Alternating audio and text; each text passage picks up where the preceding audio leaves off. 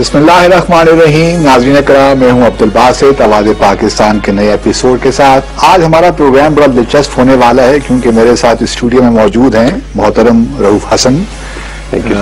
आप सब इनको जानते हैं, कालम निगार भी हैं और इस्लामाबाद में एक थिंक टैंक है रीजनल पीस इंस्टीट्यूट, उसको भी हेड करते हैं, उसके फाउंडर भी हैं और हम सब इनको बड़े शौक से पढ़ते हैं।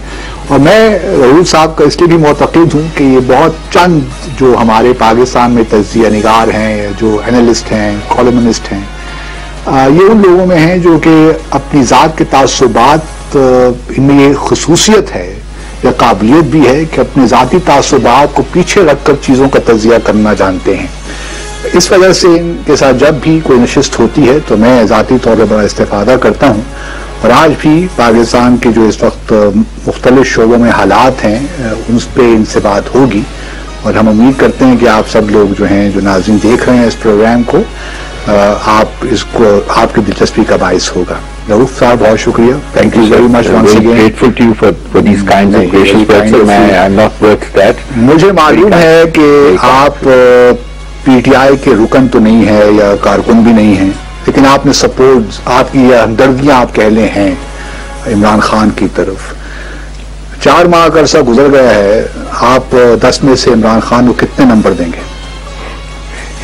आप इतना मुश्किल सवाल आप पहले ही डाल रहे हैं, बड़ा मुश्किल है एक्चुअली, वाकई बहुत मुश्किल है सर। देखिए, 2-3 डिफरेंट तरीके से आप इनको इवेल्युएट कर सकते हैं सर। अगर आप इवेल्युएट करना चाहें इससे कि जी उसकी इंटेंशंस क्या है, वो क्या करना चाहता है, तो उसको मैं हाई मार्क्स दूंगा। अगर आप उसको इवेल्युएट करना चाहें इस बात के ऊपर कि क्या वो वेल प्रिपेयर्ड था इस रोल को प्ले करने के लिए इलेक्शंस के बाद, तो मैं उसको बहुत नीचे मार्क्स दूंगा। ठीक, ही वाज नॉट। 10 में से कितने मार्क्स देंगे? 10 में से मैं 5 से भी कम दूंगा। 5 से भी कम। ठीक। तीसरी अगर इवेल्युएशन जो उसका बनता है वो बनता है कि जी परफॉर्मेंस उसकी है, चलिए जो कुछ भी था, इंटेंशंस भी ठीक है, प्रिपेयर्ड चले ठीक नहीं था, परफॉर्मेंस मैं फील करता हूं कि इससे बहुत बेहतर हो सकती थी, बहुत बेहतर हो सकती थी। कोई उनकी जो हार्मनी नजर नहीं आ रही मुझे, और शायद इसको आप डायरेक्टली लिंक कर सकते हैं उनके इल प्रिपेयर्डनेस की वजह से कि वो जिसे कहते हैं ना जी कि वो ट्रेनिंग उनकी हो रही है, उन्होंने अपने आप को ऑन जॉब ट्रेन करने की कोशिश की है, तो उससे कंफ्यूजन्स क्रिएट हुई हैं। या केपेबल है, वो लोग करना भी चाहते हैं, इससे बहुत बेहतर कर भी सकते थे अगर इलेक्शन से पहले उन्होंने अपना कोई एक मैकेनिज्म सेट किया होता है। जैसे मतलब पिछले 5 साल से कह रहे थे कि जी असद उमर हमारे फाइनेंस मिनिस्टर, उन्होंने कोई काम किया होता है। मुझे तो कोई समझ नहीं आई ना कि जी वो उसके बाद उन्होंने वो क्यों नहीं उन्होंने अपने आप को तैयार किया कि पाकिस्तान के इकोनॉमिक हालात क्या हैं और आप क्या करना पड़ेगा। अक्सर लोगों का ख्याल है कि वो अच्छी टीम नहीं बना सके, आप इससे इत्तेफाक करते हैं? अच्छी टीम मैं फील करता हूँ कि उनमें से बहुत सारे लोगों को मैं जाती तौर के ऊपर जानता हूँ, बहुत वेल मीनिंग लोग हैं, बड़े कॉम्पिटेंट। वेल मीनिंग से हमें को फर्क नहीं पड़ता, नहीं तो परफॉर्मेंस। जी, वो कॉम्पिटेंट लोग भी हैं, लेकिन बिल्कुल सही आप कह रहे हैं कि डिलीवरी के कॉन्टेक्स्ट में अगर देखा जाए तो परफॉर्मेंस शायद हमारे जैसे लोगों की जो एक उम्मीदें थी उनके ऊपर भी वो पूरे नहीं उतर सके। तो बहुत बेहतर अगर 4 माह के बाद या 100 दिन के बाद ये हालात हैं और टीम अगर यही है तो हालात में क्यों का फर्क आने वाला है? अगले 1 साल में हम क्या उम्मीद करें फिर? मेरा ख्याल है जी कि जो मेरी इनपुट है कि बहुत कुछ लर्न किया है उन्होंने इन 100 दिनों में, और मैं उम्मीद कर रहा हूं अभी कि जी अब ये जो इनकी ऑन जॉब ट्रेनिंग हो गई है, इनको पता चल गया है कि पाकिस्तान के मसाइल क्या हैं। अगर आइंदा आने वाले 100 दिनों में भी अगर इनकी परफॉर्मेंस इसी बार के ऊपर रहती है या इसी मायार की रहती है तो फिर मेरा ख्याल है कि उम्मीद बहुत मफकूद हो जाएगी। चलिए आइए पार्लियामेंट से शुरू करते हैं क्योंकि हमारा एक जमहूरी निज़ाम है, पार्लियामेंट्री हमारा सिस्टम है। माजी में हमने देखा कि जब इमरान खान अपोजिशन में थे तो पार्लियामेंट को तनकीद का निशाना बनाया करते थे और इसलिए उनका जो रिकॉर्ड भी था, जो सेशन अटेंड करने का, बहुत ही पुअर था। नवाज शरीफ की और तकरीबन एक ही जैसा था। अभी भी हम देखते हैं तकरीबन 27 दिन अगर पार्लियामेंट का सेशन हुआ है तो उसमें सिर्फ 7 दिन वो तशरीफ लाए हैं वजीर आजम। फिर उन्होंने इलेक्शन के फौरन बाद 26 जुलाई की जो तकरीर थी उसमें कहा था कि मैं prime minister question our time हुआ once a fortnight। उसके बाद उन्होंने ये कहा था कि ये भी नहीं हो पा रहा, हमने नहीं देखा कि ये भी हो रहा है। पार्लियामेंट में उनकी जो प्रेजेंस है वो भी बहुत कम है। دوسری طرف ہم دیکھ رہے ہیں کہ جو اسٹینڈنگ کمیٹیز ہیں وہ نہیں بن پا رہی، حالانکہ ان کو 100 دنوں کے اندر 1 ماہ کے اندر بن جانا چاہیے تھا، 30 ڈیز آئین کے مطابق. تو اس سے تو یہ محسوس ہوتا ہے کہ پارلیمنٹری سسٹم ہونے کے باوجود بھی، وزیر اعظم لیڈر آف دا ہاؤس ہونے کے باوجود بھی وہ کوئی پارلیمنٹ کو اتنا سیریسلی نہیں لے رہے. یہ بات صحیح ہے جی، کیونکہ 2-3 اس میں فیکٹرز ہیں جو ہم ڈسکس کر لیتے ہیں. ایک تو یہ کہ جی لیجسلیٹ کرنے کے لیے ان کے پاس پارلیمنٹ میں میجورٹی موجود نہیں ہے، خاص کر اپر ہاؤس میں نہیں ہے. اگر وہ قانون بنانا چاہیں تو نیشنل اسمبلی سے تو وہ اس کو پش کر کے پاس کروا دیں گے، وہ بھی مارجنل سی ایک ان کی میجورٹی ہے. لیکن وہ سینٹ میں جا کے جب تک باقی پولیٹیکل پارٹیز میں سے کسی پولیٹیکل پارٹی کو آن بورڈ نہ لیں، یا پیپلز پارٹی کو آن بورڈ لیں یا پی ایم ایل این کو لیں، تو وہ جو ان کا قانون ہے وہ سینٹ کے تھرو نہیں جا سکتا. یہاں ایک ان کا مینٹل بلاک ہے. وہ کہتے ہیں کہ جی جو میں کرنا چاہ رہا ہوں پاکستان کے لیے، یہ میں بڑا کلیئرلی انڈرسٹینڈ کرتا ہوں، میں کرنا چاہ رہا ہوں اس میں نہ دونوں میں سے کوئی بھی پولیٹیکل پارٹی مجھے حمایت نہیں میری کرے گی، اور میں نے کمپرومائز نہیں کرنا. کنسیکوینٹلی اب ان کی جو لیٹسٹ اسٹیٹمنٹ آئی ہے کہ میں آرڈیننسز کے ذریعے، لیکن آرڈیننسز کے ذریعے آپ ریاست چلا نہیں سکتے، یہ نہیں چلا سکتے، یہ ایک حقیقت ہے. سو پارلیمنٹ میں پھر آپ دیکھیے کہ جب وہ یہ 10-12 ایڈیٹرز کے ساتھ بیٹھے ہوئے تھے، اینکرز کے ساتھ، تو انہوں نے ارلی الیکشنز کی بھی بات کر دی ہے، وہ بھی بات کر دی ہے. تو ان کا جو مائنڈ سیٹ ہے سلپ آف دا ٹنگ تھا یا واقعی کچھ نہیں سر، نہیں، یہ ان کی سوچ جو ہے وہ بڑی کلیئر ہے کہ وہ جو ان کا ایجنڈا ہے اس کو وہ فلی امپلیمنٹ کرنا چاہ رہے ہیں. لوگ یہ بھی دیکھیے نا کہ ضروری نہیں ہوتا کہ ہر حکومت کے پاس 2/3 میجورٹی ہر وقت موجود ہو. پیپلز پارٹی بھی جب حکومت میں تھی ان کے پاس 2/3 میجورٹی تو نہیں تھی، لیکن وہ 18th امینڈمنٹ لے کر آ گئے، کیونکہ لوگوں کا پریشر بھی تو ہوتا ہے. اگر یہ کوئی اچھا بل لے کر آئیں گے جو عوام کے ساتھ بھی شیئر ہوتا ہے، تو ایک پبلک پریشر تو بنتا ہے، بلڈ ہوتا ہے اپوزیشن پارٹیز پہ بھی، اور ان کے لیے بہت مشکل ہوتا ہے کہ کسی ایسے بل کی مخالفت کریں جس کو عوام میں پذیرائی حاصل ہے. تو یہ کیوں اس قسم کا مینٹل بلاک جو آپ کہہ رہے ہیں وہ موجود ہے؟ اگر وہ سیاستدان ہیں تو ان کو تو ریچ آؤٹ کرنا چاہیے اپوزیشن پارٹیز کو بھی. دیکھیے ان کا جو ایکسپیرینس آیا ہے، اور میں فرینکلی جو میری ایک ذاتی کنٹینشن ہے وہ یہ ہے کہ اس وقت پاکستان کی سیاست کا جو رنگ بن رہا ہے اس میں عمران خان باقی تمام پولیٹیکل ایلیٹ کے خلاف کھڑا ہوا ہے. ٹھیک، ون اگینسٹ آل ہے باقی، اور اس کی وجوہات مجھے آپ کو بتانے کی ضرورت نہیں ہے، کیونکہ وہ انہوں نے جو کچھ کیا ہوا ہے وہ سب کے سامنے ہے. کنسیکوینٹلی جہاں یہ کام کرنا چاہ رہے ہیں، مثلاً اکاؤنٹیبلٹی میکنزم کو امپروو کرنے کا، نیب کے لاس کو امپروو کرنے کے لیے زیادہ پکڑ ٹکڑ ہو سکے، ٹھیک ہو سکے، اور خاص کر پروسیکیوشن جو ہے اس فیکٹر کو امپروو کرنا چاہ رہے ہیں. بیکاز ابھی تک جو نیب کی ایکچوئل اگر آپ الٹیمیٹ پرفارمنس کو ایویلویٹ کرنے کی کوشش کریں تو وہ کوئی اچھی نہیں ہے، وہ بہت پور رہی ہے. جب پروسیکیوشن اب پری بارگین کے ذریعے اگر آپ کہہ رہے ہیں کہ جی آپ نے کام کیا ہے، تو وہ تو انسٹیٹیوشنل پرفارمنس کے اوپر بہت پورلی ریفلیکٹ کرتا ہے. تو یہ فیل کرتے ہیں، یہ بالکل کنونسڈ ہے، پی ٹی آئی کے اندر یہ کنوکشن ہے کہ جی ان میں سے کسی چیز کے اوپر ہمیں کسی پولیٹیکل پارٹی کی سپورٹ نہیں ہوگی. لیکن میں آپ کے ساتھ اگری کرتا ہوں کہ ان کو کوشش ضرور کرنی چاہیے. اگر پارلیمنٹ ایکسپوز کرنا چاہیے، بالکل اگر پارلیمنٹ میں ان کو سپورٹ نہیں ملتی، آپ نے لفظ ایکسپوز استعمال کیا، بالکل کہ وہ نہیں ان کو سپورٹ کرتے، تو پھر ان کے پاس مورل اور لیگل دونوں جسٹیفیکیشنز بن جائیں گی کہ جی میں نے تو چونکہ یہ کام کرنا ہے سو میں آرڈیننسز کے ذریعے کر رہا ہوں. لیکن پارلیمنٹ کے تھرو جانے کے بغیر اگر یہ کام کریں گے تو لوگوں کے ذہنوں میں سوال یا نشان اٹھیں گے. اور آصف زرداری صاحب نے کل یہی کہا کہ یہ 18 امینڈمنٹ جو تھی یہ 1 یونٹ کی طرف جانا چاہتے ہیں، پریزیڈنشل فارم آف گورنمنٹ لانا چاہتے ہیں، اور پارلیمنٹری سسٹم کو جو ہے اس کو انڈرمائن کرنا چاہتے ہیں. اگر یہ صورتحال ہے، یہ جو مینٹل بلاک جس کو آپ نے ریفر کیا، پھر تو یہ پارلیمنٹری جو سسٹم اس کو ہم اسٹرینتھن کرنے کی بجائے ان ایڈورٹنٹلی شاید ہم کمزور ہی کر لیں گے اوور دا ایئرز. میں ذاتی طور کے اوپر نہیں بلیو کرتا جی کہ ان کی ایسی انٹینشن. دیکھیے زرداری صاحب کے منہ سے یہ باتیں نکلنا تو اس کی بڑی ویلڈ وجوہات اس وقت بن رہی ہیں، کیونکہ وہ بہت کچھ ان کے خلاف جو ہے وہ اکٹھا ہوا ہوا ہے اور جو ہو رہا ہے بہت آپ جانتے ہیں سر. تو وہ ایک اس وقت ایک ڈسپریٹ بیٹل جو ہے وہ فائٹ کر رہے ہیں. اور وہ کل بھی ان کی اسپیچ اگر آپ دیکھیں کہ آپ کا ظلم دیکھیں گے، آپ ہمارا پیشنس دیکھیں گے، اور ہم تو انڈور کر سکتے ہیں. چودھری صاحب نے بڑا دلچسپ بیان دیا ہے، میں ایسے ان کے بیانات کو اپریشیٹ نہیں کرتا. انہوں نے کہا کہ جب زرداری صاحب پریزیڈنٹ بننے لگتے ہیں تو سوٹ پہن لیتے ہیں، اور جب جیل جانے لگتے ہیں تو ٹوپی پہن لیتے ہیں. دس از انٹرسٹنگ. تو میرا خیال ہے کہ جی ان کے منہ سے یہ باتیں نکلنی کچھ اچھی نہیں لگ رہی ہے. تو میں لیکن بہت صورت اگر خان صاحب پارلیمنٹ کو آن بورڈ لیے بغیر وہاں ایک ایفرٹ کیے بغیر یہ کام کریں گے جو کہ انہوں نے کل یا پرسوں کہا ہے, تو میرا خیال ہے کہ وہ ایک اچھا عمل نہیں ہوگا. ان کو پارلیمنٹ کو انہیں کہیں گے کہ یہ میں کرنا چاہ رہا ہوں, یہ ریاست اس طرح ہونا چاہیے, ریاست کی بہتری ہے, اس میں میں چاہتا ہوں کہ تمام پولیٹیکل پارٹیز ہمارے ساتھ کھڑی. آگے چلتے ہیں. آپ نہیں سمجھتے کہ زلفی بخاری اور آدم سواتی کا جو معاملات اس طرح سپریم کورٹ میں ہیں, وزیر اعظم کو خود ہی کوئی فیصلہ کر لینا چاہیے تھا اور اعظم سواتی صاحب سے کہنا چاہیے تھا کہ بھئی آپ ریزائن کر لیجئے, پھر دیکھتے ہیں سپریم کورٹ آپ کا کیا فیصلہ کرتی ہے. حیرت کی بات یہ ہے کہ وزیر اعظم کو معلوم نہیں تھا کہ جی آئی ٹی آلریڈی سبمٹ ہو چکی ہے, جو ان کی رپورٹ تھی اس سے وہ واقف نہیں تھے, ان کے علم میں نہیں تھا. یہ بھی حیرت کی بات ہے. دوسری طرف زلفی بخاری صاحب کا بھی کیس سپریم کورٹ میں چل رہا ہے اور لگتا یہی ہے کہ ان دونوں کے خلاف ہی کوئی فیصلہ آئے گا. تو آپ نہیں سمجھتے کہ مورل ہائی گراؤنڈ لینے کے لیے وزیر اعظم کے لیے شاید یہ ضروری تھا کہ ان دونوں کو کہہ دیتے کہ آپ فی الحال اسٹیپ ڈاؤن کر لیں اور we will wait for the supreme court judgment. میں اس سے ایک سٹیپ اور آگے جاؤں گا, وہی آپ کی پی لے کے کہ جب آپ اتنے ہائی مورل گراؤنڈ کے اوپر گورننس کرنا چاہ رہے ہیں, اور بہت اچھی بات ہے, بہت اچھی بات ہے, پھر ان کی اپوائنٹمنٹس ہی غلط تھی نا, اپوائنٹمنٹس ہی غلط تھی. آپ فرما رہے ہیں کہ جی ان کو نکال دیں, یہ تو لازمی ہونا چاہیے نا.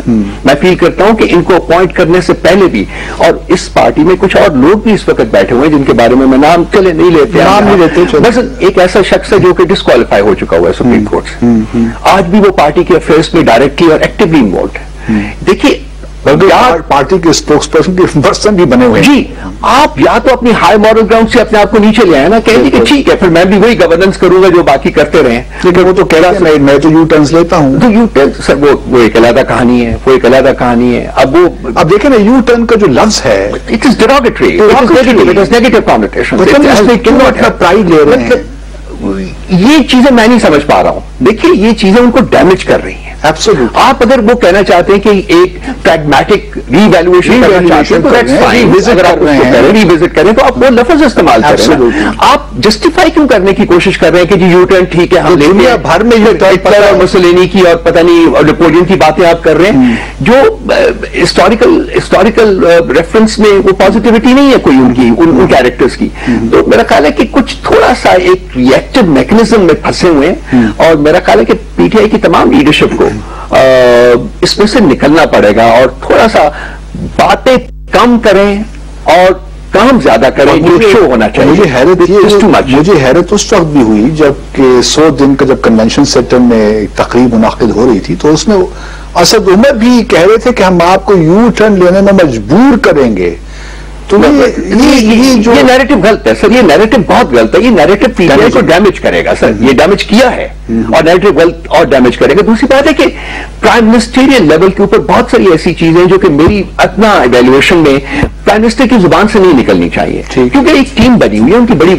اچھا, اب آپ یہ بتائیے کہ جو انہوں نے کہا کہ شاید مڈ ٹرم الیکشنز بھی ہو سکتے ہیں, do you by this? I definitely, میں نے تو پہلے اپنے ایک آرٹیکل میں پریڈکٹ کیا ہوا ہے سر. یہ اچھا, دیکھیے خان صاحب کی جو طبیعت ہے سر, خان صاحب جو ہے وہ کام کرنا چاہ رہے ہیں, اور جو اس وقت یہ جو گھٹا ہوا ان کو ایک میجورٹی ان کے پاس نہیں ہے. میجورٹی کیا ضمانت ہے کہ اگلے الیکشن میں اگر ان کی پرفارمنس یہ ہے تو لوگ کہیں اور بھی وہ 2-3 سال کی بات کر رہے ہیں نا, تاکہ اس وقت تک وہ کچھ شو کر دیں کہ جی ہم کیا کرنا چاہ رہے ہیں. Then you can go to the people سے کہ جی یہ میں سب کچھ نہیں کرنے پا رہا, لیکن اگر اس وقت کر سکوں گا جب آپ ہمیں میجورٹی دیں گے. لیکن پھر بھی دیکھیں سینٹ میں تو ان کو اگلے ابھی 2 الیکشن لڑیں گے نا, کم از کم 2 الیکشن لڑیں گے. ایک الیکشن تو 1.5 سال میں آ جائے گا. چلیے ان کے اس وقت 13 یا 14 ہیں, یہاں سے بڑھ کے میرا خیال ہے ان کے تقریباً 30-31 کے قریب ہو جائیں گے, لیکن پھر بھی میجورٹی نہیں ہوگی. تو اس کے لیے ایک اور اب پھر وہ الیکشن جیتتے ہیں اگر, تو وہ سینٹ میں اپنی میجورٹی آ سکے گی. وہ تو سا وقفہ لیتے ہیں اور پروگرام کے آخری حصے میں ہمیشہ کی طرح آپ کی کالز بھی لیں گے. رؤوف صاحب کے لیے آپ کے پاس کوئی سوال ہو تو میں ضرور کال کریں اور ہمارے ساتھ رہیے.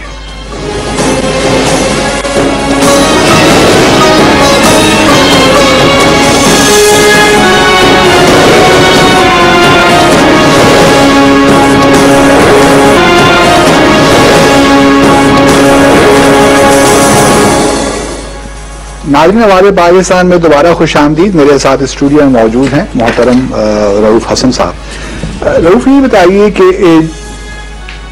یہ ہم نے پارلیمنٹری ڈسکس کر لیا, آپ سمجھتے ہیں کہ معاملات کچھ اس طرف جا رہے ہیں جہاں جوڈیشری اور ایگزیکٹو آمنے سامنے آنے کے خطرات موجود ہیں کہیں, یا آپ سمجھتے ہیں کہ ایسے کوئی حالات نہیں ہیں؟ دیکھیے جی, ایک دو باتیں جو ہیں وہ ذرا ورثہ ہیں جو ہو رہا ہے, جو آپٹکس نظر آ رہے ہیں وہ ٹھیک نہیں ہے. جوڈیشری اور ایگزیکٹو جو ہے وہ دو ڈسٹنکٹ پلرز ہیں سیاست کے, اور ان کا آپس میں میل ملاپ جو ہے, فزیکل میل ملاپ جو ہے, وہ کوئی اچھے آپٹکس اور وائبس جو ہے وہ جنریٹ نہیں کرتے. تو آپ جو آج ملاقات ہوئی ہے سی جے اور اپنے چیف جسٹس صاحب کی اور پرائم منسٹر صاحب کی, آپ اس کو میں اگر ہوتا تو میں ایڈوائز کرتا ہوں انہیں کہ جی آپ اس فنکشن میں مت جائیں. چیف جسٹس صاحب جانا چاہ رہے ہیں, ٹھیک ہے, انہوں نے ایک مشن ٹیک آن کیا ہوا ہے, باتیں وہ بالکل ٹھیک کر رہے ہیں. آج وہ پاپولیشن کی بات بھی کر رہے ہیں, وہ بالکل سب ٹھیک باتیں ہیں, سب کچھ ٹھیک ہے. لیکن چیف ایگزیکٹو کا چیف جسٹس کے ساتھ ایک فنکشن میں بیٹھ کے بات کرنا, سپورٹ کریں, میں بالکل کہہ رہا ہوں ون آن ون میٹنگ اور ون آن ون میٹنگ کرنا, وہ میں فیل کرتا ہوں کہ یہ ایگزیکٹو کو جو ہے وہ ڈیمیج کرے گا, جوڈیشری کو بھی ڈیمیج کرے گا, اور جوڈیشری تو ڈیفینیٹلی ڈیمیج ہوگی.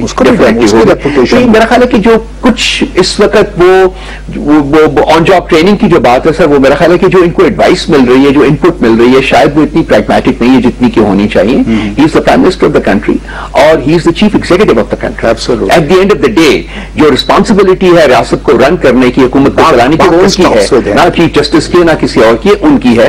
اور پارلیمنٹ جو ہے وہ اپنا ایک سپریم ادارے کے طور کے اوپر بیٹھی ہوئی ہے. تو میرا خیال ہے کہ پہلے بھی ہوا ہے, یہ ان کے منسٹرز کی بھی کچھ ایک دو کی میٹنگ ہوئی ہے, یہ اسٹرکٹلی اوائڈ کرنی چاہیے کیونکہ یہ ڈیمیج ہے. اندر کی کیا خبر ہے؟ آپ تو چونکہ ملتے جلتے رہتے ہیں لوگوں سے, پی ٹی آئی کی کمانڈ سے اوپر لوگ ہیں, واقعی کوئی جہانگیر ترین اور اسد عمر کے درمیان کچھ پرابلمز ہیں؟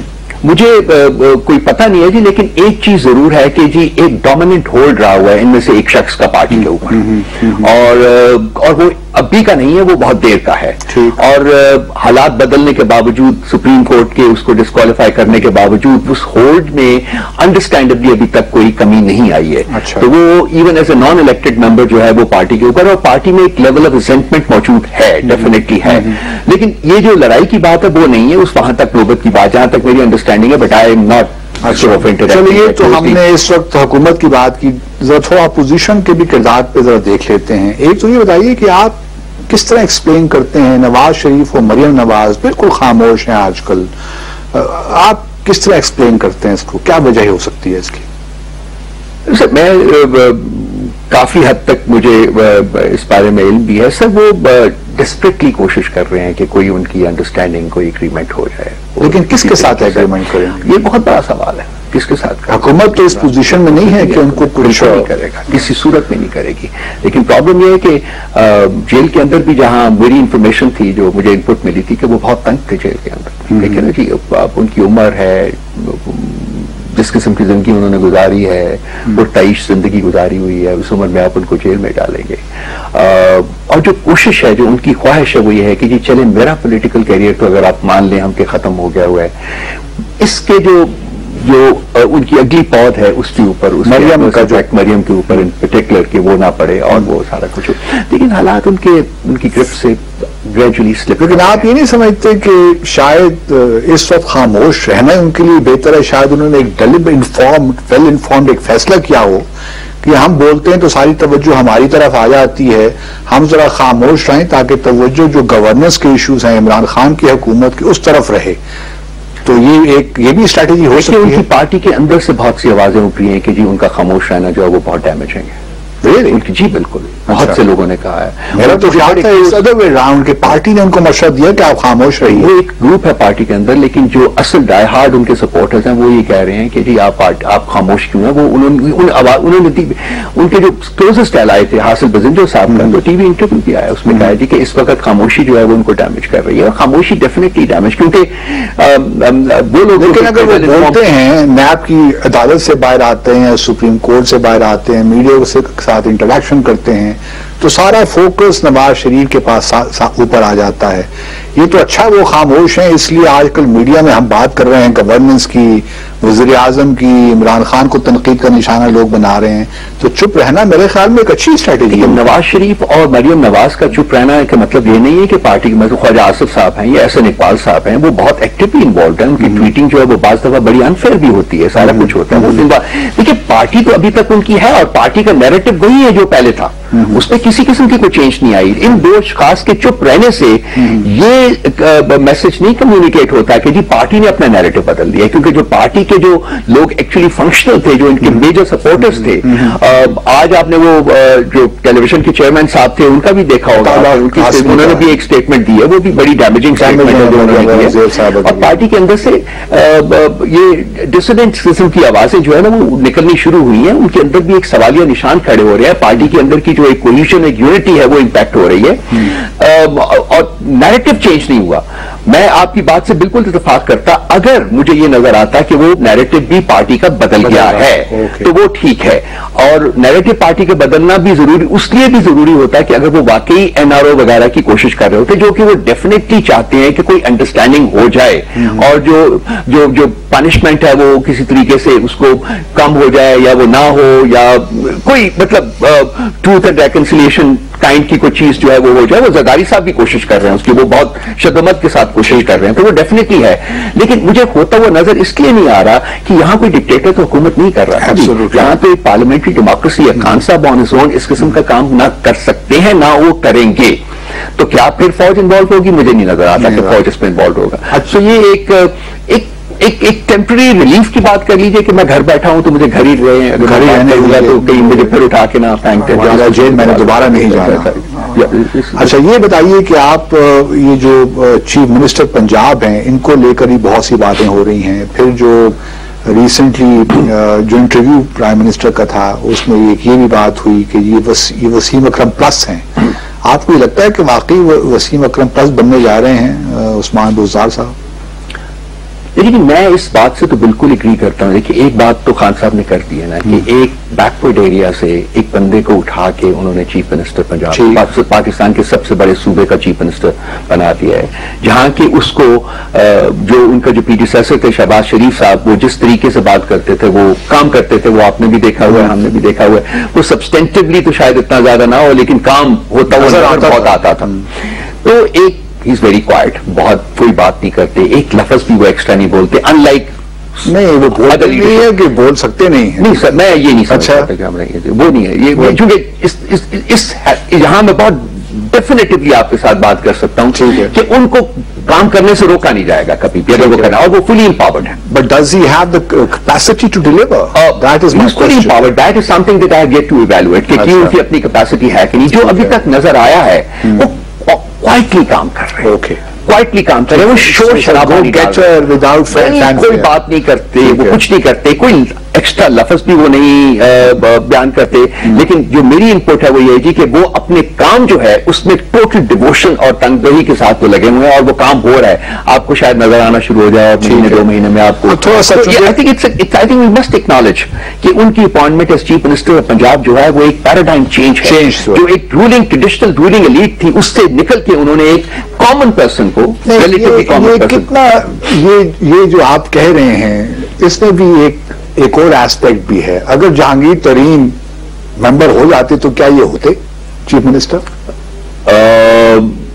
شاید نہ ہوتے تو شاید نہ ہوتے, تو یہ شاید نہ ہوتے. اس میں اور ایک صاحب اور بھی ہیں جو ابھی تھوڑے سے ذرا نیب کی زد میں ہیں, اگر وہ بھی کلیئر ہو گئے تو یہ پاسبلٹی ہے. لیکن اب مشکل ہو جائے گا, اور خاص کر اگر آئندہ 2-3 مہینوں میں ان کی پرفارمنس سامنے آ جاتی ہے, اور مجھے امید ہے کہ پرفارمنس سامنے آئے گی, تو پھر مشکل ہو جائے گا چینج کرنا. تو وقت ہمارے پاس مختصر ہے, تھوڑا فورن پالیسی کے بارے میں بات کر لیتے ہیں اس حکومت کی. میں بیٹھ جاتا ہوں سوال میں, آپ جواب دیں. آپ کیسے دیکھ رہے ہیں فورن پالیسی کے حوالے سے افغانستان میں جو معاملات چل رہے ہیں؟ کرتارپور کا انیشیٹو لیا حکومت نے, بھارت کے ساتھ جو معاملات ہیں, US کے ساتھ, مجموعی طور پہ آپ دیکھ رہے ہیں کہ dealing with foreign affairs, foreign policy matters. Deftly جو گوگلی کا ہمارا ایک کامنٹ آیا وہ بہت ہی ڈیمیجنگ تھا میرے خیال میں. بہت ڈیمیجنگ تھا سر. دیکھیے فورن پالیسی کو آپ سے زیادہ بہتر کوئی نہیں سمجھتا سر. ہمارا پرابلم یہ رہا ہوا ہے کہ ہماری جو ایک لیٹ پالیسی ہوتی ہے وہ نہیں رہی. ہم نے اپنی آپشنز ہمیشہ جو ہیں وہ ایکسرسائز نہیں کی, کریٹ بھی نہیں کی ہم نے. اس کی بہت ساری وجوہات ہیں. شاید فورن آفس ہمارا فلی امپاورڈ ہی نہیں رہا, وہ بھی ایک ہے. ہماری پولیٹیکل لیڈرشپ جو ہے وہ بھی فلی امپاورڈ نہیں رہی.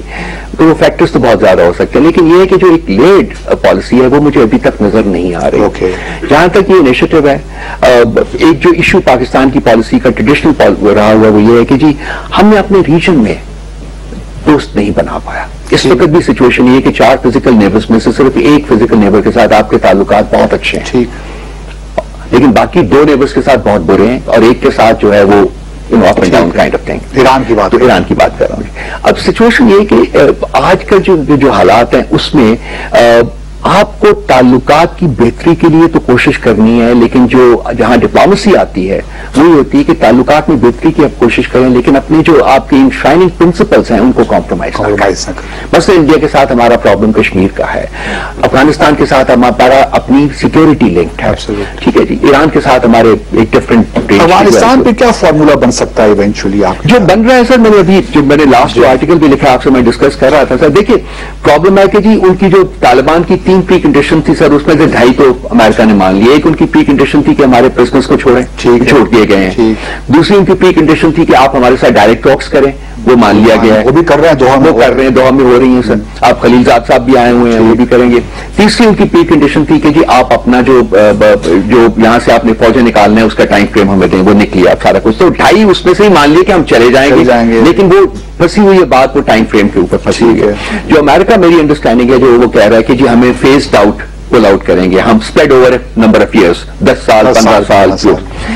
طالبان یہ کہتے ہیں کہ جی یہ جو ٹرانزیشنل حکومت کون جیتا ہے تیری زلف کے ساتھ, لیکن وہ یہ بھی کہتے ہیں کہ جی time is on our side and we can wait a million 1000 years. یہ تو پشتون ایک ان کا کرائسس یہ ہے جی کہ جو یہ ٹرانزیشنل حکومت کی بات آ رہی ہے, جو طالبان چونکہ یہ کہتے ہیں کہ ہم کابل گورنمنٹ سے بات نہیں کریں گے کیونکہ وہ پپٹ گورنمنٹ ہے, تو جو ایک آلٹرنیٹ میکنزم اس وقت انڈر کنسیڈریشن ہے وہ یہ ہے جی کہ پریزیڈینشیل الیکشن نہ کروائے جائے وہاں, بلکہ وہاں ایک ٹرانزیشنل حکومت جو ہے تشکیل دی جائے, اور اس ٹرانزیشنل حکومت کے جو طالبان ہیں وہ کنسٹیٹوئنٹ ممبر ہوں گے, نیشنل یونٹی گورنمنٹ کہہ لیجیے. ان کو 18 سے 24 مہینے دیے جائیں گے, اور وہ تمام مسائل جو ہیں جو کہ طالبان ٹیبل پہ لے کے آئیں گے ان کو ایڈریس کریں. طالبان چاہتے ہیں کہ اسی دوران امریکن جو فورسز ہیں وہ چھوڑ جائیں, جب یہ ٹرانزیشنل گورنمنٹ کا 18 مہینے یا 24 مہینے کا پیریڈ ختم ہو, جب کانسٹیٹیوشن امینڈ ہو جائے, سارا کچھ ہو جائے, تو اس الیکشن سے پہلے جو اگلے پریزیڈینشیل الیکشن ہو, جو بھی الیکشن ہو, اس سے پہلے امریکہ چلا جائے. امریکہ وہ کہتا ہے جی فیسڈ آؤٹ ہو, وہ کہتا ہے جی کہ ہاں اگر میں چلا جاؤں تو کیا گارنٹی ہے کہ آپ ٹیک اوور نہیں کر لیں گے. تو یہاں آ کے بات جو ہے وہ تھوڑی سی سوئی جو ہے وہ پھنسی ہوئی ہے, دونوں طرف کی ریزرویشنز ہیں, لیکن بات اس کے اوپر آگے چل رہی ہے, اور یہ ایک پریکٹیکل پریگمیٹک طریقہ لگتا ہے طالبان کو آن بورڈ کرنے کا. تھینک یو ویری مچ ناظرین. ایک مختصر سا وقفہ, اگلے سیگمنٹ میں آپ کی کالز بھی ہم لیں گے, ہمارے ساتھ رہیے.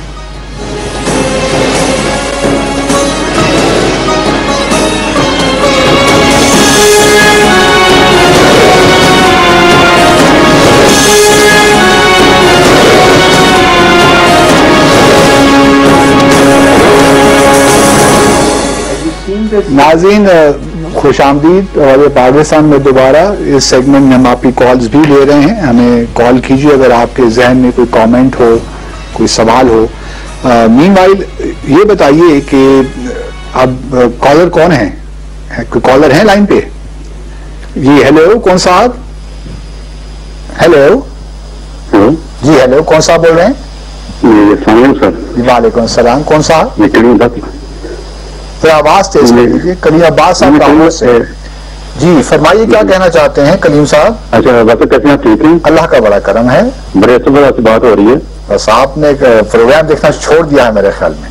اچھا میں یہ کہنا چاہ رہا تھا کہ میں آسیہ کا کیس جو سپریم کورٹ میں چل رہا تھا, جی جی, اس میں یہ مسئلہ تھا کہ انہوں نے جو فیصلہ کیا ٹھیک کیا, اس کو میں ایڈمٹ کرتا ہوں, سمجھتا ہوں, لیکن جو ہائی کورٹ سیشن کورٹ نے ان کی سزائے موت دی تھی, پھر انہوں نے ایڈمٹ بھی کیا تھا کہ میں نے یہ گستاخی کی ہے, تو سپریم کورٹ کو چاہیے تھا کہ آپ ججوں کو بلاتے, آپ نے کس بیس کے اوپر اس کو سزا موت دی ہے, پھر آپ 9 سال اس کو اپنی قید میں رکھا ہے, تو किस बेस पे आपने उनको आजाद कर दिया?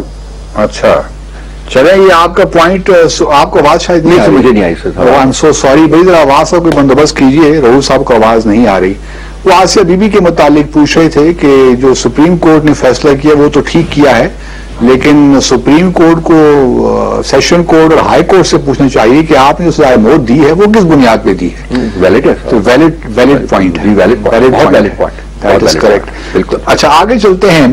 रजब, ये बताइए कि जो model town, Sania model town के हवाले से आज एक और GIT बनाने का कहा गया है सुप्रीम कोर्ट की तरफ से, ये तारुल कादरी साहब के कहने पे ही हो रहा है, क्योंकि वो नशवी रिपोर्ट जो थी उनको उन्होंने एक्सेप्ट नहीं किया, हालांकि वो भी बाय एंड लार्ज ठीक ही लग रही थी, लेकिन चूंकि विटनेसेस को उसमें इंटरव्यू नहीं किया गया शायद उनसे, तो इस वजह से तारुल कादरी साहब ने कहा कि नई GIT बनानी चाहिए। तो आप नहीं समझते कि सानिया मॉडल टाउन के हवाले से भी काफी डिले हो गया है चीजों में?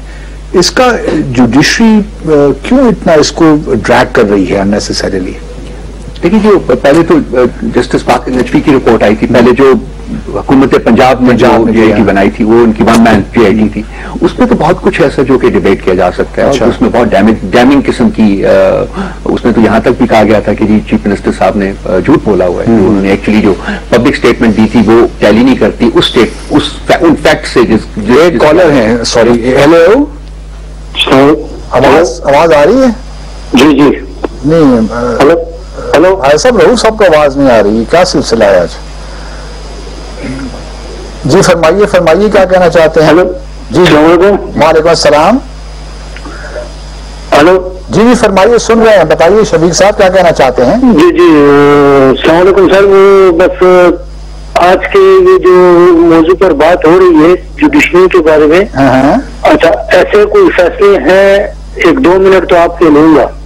अभी पिछले हमारा तो सबसे पहले वोट मैंने शौकत अली साहब को दिया था, पेशावर 001 से शुरू होकर दवा खैर भी हुई थी। मेरा एक मसला ऐसा है जी कि 1985 में मेरा भाई था DC डिप्टी कमिश्नर, यानी EAC था, उसके बाद कायम मकाम डिप्टी कमिश्नर चतराल, जो बेदर्दी से उसको यानी डावर साहब की तरह अगवा किया गया, अगवा के बाद उसको कत्ल किया गया, उस पर फिर पहले अगवा की FIR की, उसके बाद फिर FIR की कत्ल की। अब 1985 से लेकर अभी तक ये 37-38 साल हो गए। अभी उमरान की गवर्नमेंट में मैंने एक दरखास्त ह्यूमन राइट्स को दे दी, उसके लिए मैंने यानी 4 महीने, तकरीबन 3-4 महीने हो गए। बस आप यकीन करें कि जब उनके दफ्तर फोन करता हूं तो 4 महीने मुझे 6 नंबर उन्होंने दे दिए, उसके बाद अभी तक वो ट्रायल चल रहा है या पता नहीं क्या हो रहा है, मुझे समझ नहीं आ रही। मैं समझता हूँ आपका जो इशू है, और मुझे आपसे हमदर्दी भी है, आपका पैगाम पहुंच गया है, और मैं उम्मीद करता हूं कि जो लोग भी, जो अथॉरिटीज हैं, वो आपकी दरख्वास्त पे रिस्पॉन्ड भी करेंगे, और आपको तसल्ली रहनी चाहिए, कहीं ना कहीं आपकी इंशाल्लाह आवाज सुनी भी जाएगी। अच्छा, आप बात कर रहे थे नशवी रिपोर्ट के हवाले से। नशवी रिपोर्ट में तो बहुत टाइमिंग थी, उसके बाद वो जो थी रिपोर्ट वो पंजाब हुकूमत ने उसको शेल्फ कर दिया, ठीक, यानी उसको पब्लिक नहीं किया, पब्लिक हुई बाद में। फिर जब उसके बाद उन्होंने एक और GIT कॉन्स्टिट्यूट कर दी, जिन्होंने उसको वर्चुअली एक्सॉनरेट कर दिया कि जी आप उस पर रिस्पॉन्सिबल नहीं है। तो अब ये जब 2 GITs की रिपोर्ट्स में एक लेवल ऑफ जस्टिफिकेशन बनता है, लेकिन उसमें एक सवाल भी उभरता है कि अगर वो जो रिपोर्ट थी उसको इस वजह से एक्सेप्ट नहीं किया गया कि जो एलिज्ड इन्वॉल्व थे लोग उसमें, उनकी हुकूमत में, तो अब ये जो आप GIT बनाएंगे तो इसको फिर वो कैसे एक्सेप्ट करेंगे? तो यहाँ हम अपने सिस्टम के ऊपर आ जाते हैं ना, कि जब तक आप उसको इंस्टीट्यूशनलाइज नहीं कर रहे, उनकी क्रेडिबिलिटी नहीं डिफेंड करेंगे। लेकिन मेरा ख्याल है कि बाय एंड लार्ज एक फेयर, ट्रांसपेरेंट और अकाउंटेबल इंक्वायरी की जरूरत है। तो इसमें ठीक है, जो सुप्रीम कोर्ट ने कहा है, ठीक है, तो क्योंकि देखिए 14 जाने जिस तरीके से उनको इंसाफ मिलना चाहिए, इसमें कोई दो बारे में कोई। एक और कॉलर है हमारे साथ, कौन साहब? हेलो, मोहम्मद इरफान कराची से बोल रहा हूँ। जी इरफान साहब, क्या कहना चाहते हैं आप? मैं आपसे आपकी जो गुफ्तगू सुन रहा था मैं, उसमें आपने कहा हमारे जो 4 नेबर्स हैं, एक से रिश्ते तो बहुत अच्छे हैं, 2 से खराब हैं, اور ایک سے مکسڈ ہے وہ ایران ہے. اس کے بارے میں کچھ اور میں رائے پوچھنا چاہتا ہوں بیکاز مجھے ایسا لگا کہ کانورسیشن کٹ گئی آپ کی اس وقت. تو ایران کے سلسلے میں کیا ویوز ہے حسن صاحب کے اس موضوع پہ؟ وہ مجھے ذرا انٹرسٹ ہے کہ وہ ہمارے جیو پالیٹکس میں ایران کا کیا وہ تاثرات ہیں. جی رؤوف صاحب بتائیے. دیکھیں جی میری ذاتی رائے جو ہے وہ تو یہ ہے کہ جی ہم سب سے پہلے جو چیز مقدم ہے پاکستان کے اوپر وہ ہے کہ اپنے ہمسائے جو فزیکل نیبرز ہیں ان کے ساتھ تعلقات اچھے رکھے جائیں. ایبسولوٹلی. لیکن ایران کے ساتھ اگر آپ جائیں if you go back in history تو ایران کا جو رول تھا 65 کی لڑائی میں میرا خیال ہے کہ وہ آپ سنہرے حرفوں سے لکھا جائے گا. اور اس کے بعد بھی انہوں نے ہمیشہ کوشش یہی کی ہے. لیکن چونکہ ہمارے سعودی عربیہ کے ساتھ بہت ہی زیادہ 1979 ریولیوشن کے بعد کچھ تھوڑے بہت مسئلے کے ساتھ ہوا، پرابلمز ہوئے.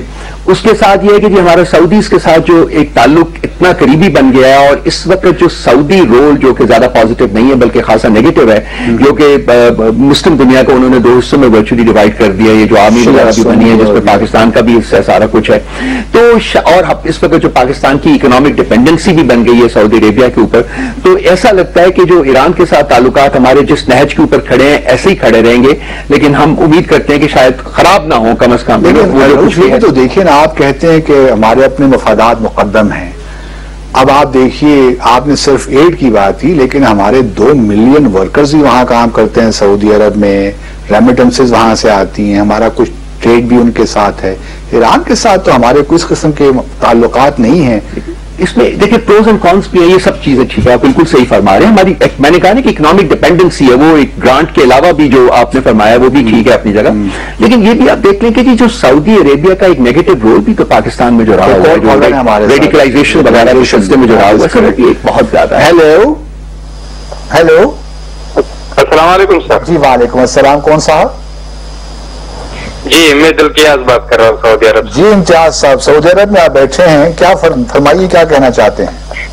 جی سر میں ایک رائے پیش کرنا چاہوں گا، اس پہ آپ کی کمنٹس چاہیے. میں یہی سوچ رہا تھا کہ ہم جو پہاڑی علاقے میں رہنے والے لوگ ہیں ان کے پاس جو مویشی ہے وہ تقریباً زیادہ فوکس ان کا مویشی پر ہے، لیکن یہ ہے کہ ہمیں مارکیٹ تک رسائی نہیں ہے. اگر حکومت ہمیں رسائی دے مارکیٹ تک پہنچانے کے لیے، کیونکہ عام آدمی جو ہوتا ہے اس کو مویشی تو پال سکتا ہے، ابھی مویشی سے جو ہے ان کا دھیان اٹھ چکا ہے کیونکہ ان کو مارکیٹ تک رسائی نہیں ہے. اگر اس پہ تھوڑا سا زیادہ ہے تو میں سمجھتا ہوں کہ حکومت کو بھی فائدہ ہو سکتا ہے اور ہم عوام جو ہے وہ بھی فائدے میں آ سکتا ہے. تو اس پہ تھوڑا کمنٹ ٹھیک ہے امتیاز صاحب، بہت شکریہ.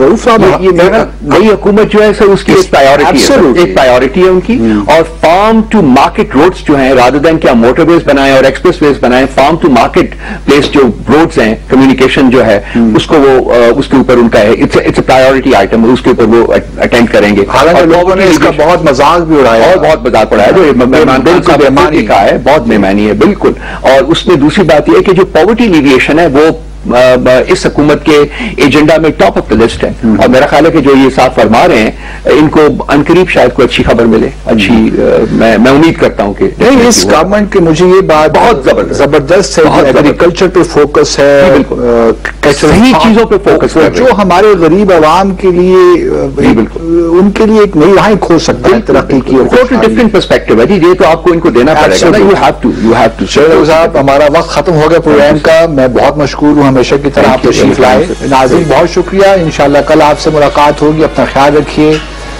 اللہ حافظ. پاکستان زندہ باد.